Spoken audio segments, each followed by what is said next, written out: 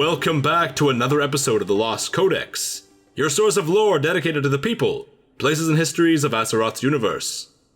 In today's episode, we'll be exploring the rise of several new troll tribes, the awakening of a dark, insidious threat, and the rise of one of Azeroth's mightiest united empires.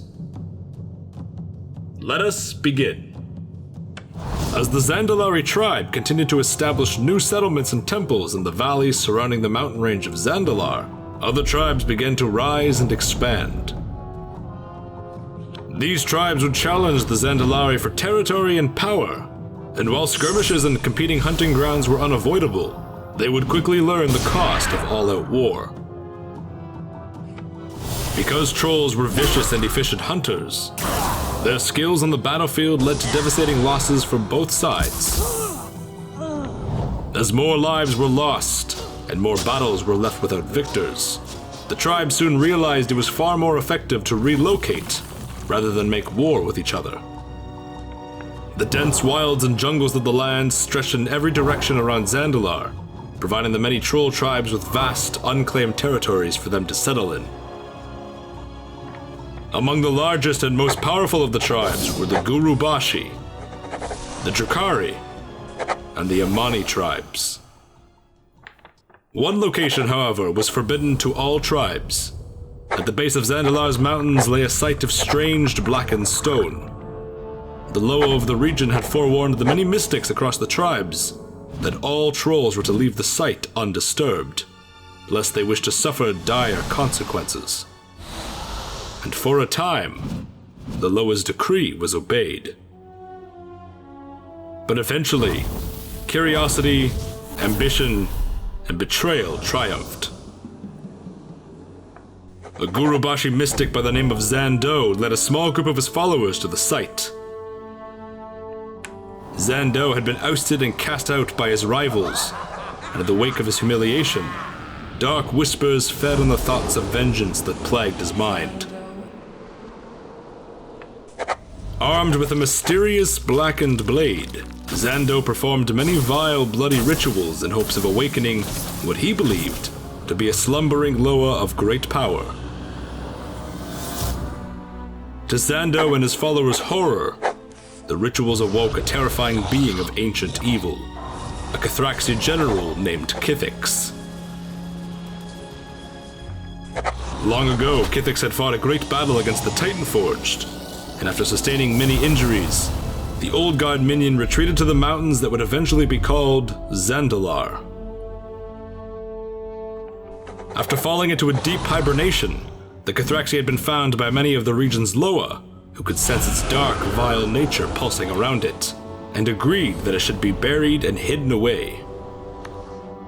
The Loa's warning to the troll tribes had not been for nothing, and Zando and his followers barely had a chance to realize their mistake before they were torn to pieces by the awakened Cathraxi. As the old god general slowly regained its strength, Kithix looked upon the golden empire of Zandalar and seethed, for what he saw paled in comparison to the vast empire the old gods once lorded over. The Cathraxi knew its masters would delight in the troll's destruction. Kithix could not begin his assault upon the trolls alone, and reached out with its terrifying mental abilities in search of allies. Below the surface, his call reached the minds of the Aqir, who had been scattered by the armies of the Titanforged in eons past. Kithix rallied the Aqir, stirring them into a frenzy, and commanded the vast colonies to organize and build the subterranean kingdom known as Aqir. When the Cathrax had fully regained his strength, and the Aqiri numbers had been bolstered, Kithix led the servants of the old gods from their subterranean empire, and swept across the wilds of Kalimdor. While trolls were all too familiar with the art of war, their skirmishes and battles with other tribes had not prepared them for the brutality of the Aqiri hordes.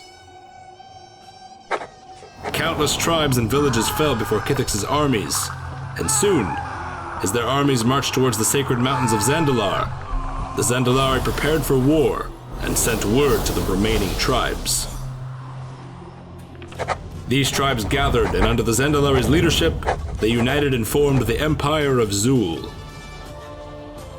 As the Aqir legions swarmed the jungles near the base of the mountains, the Zandalari held an advantage. From high up in their temple city of Zuul-Dazar, the Zandalari were able to guide and direct the united troops of the Empire of Zul towards weak points and ambush spots in the Aqiri forces. Elsewhere in the battle, as Kithix joined the fray, the Zandalari struck out with forces of their own. As warriors and mystics assail the armies of the Black Empire with sword and magic, the most revered priests beseech the aid of the beloved Loa to assist them in battle. Loa of all shapes and sizes entered the fray to assist the Zandalari, offering them both their blessing, as well as their tremendous strength and ferocity in pushing back the endless armies of the Aqir.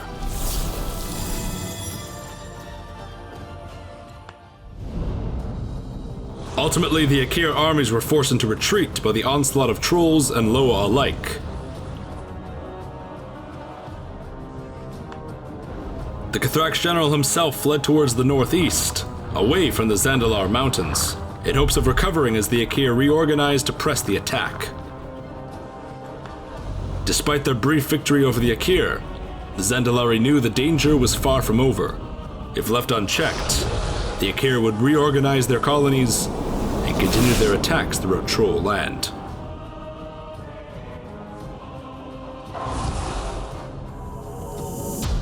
Thank you for joining us for another episode of the Lost Codex. Before we launch into our typical outro, allow me to entice you with an exciting announcement. If you're looking to get your hands on a copy of Before the Storm, the newest novel written by the wonderfully talented Christy Golden, look out for our contest details on Twitter. As many of you know, it takes a good while for Jeff and I to make these episodes. A lot of work goes into the scripts, research, model editing, scene setup, animation, and not to mention every piece of audio you hear throughout the episode. If you're craving more from the Lost Codex and are looking for something to tie you over in between episodes, may I direct you to our podcast. Decoded, a Lost Codex podcast, features myself, Jesse, as the host.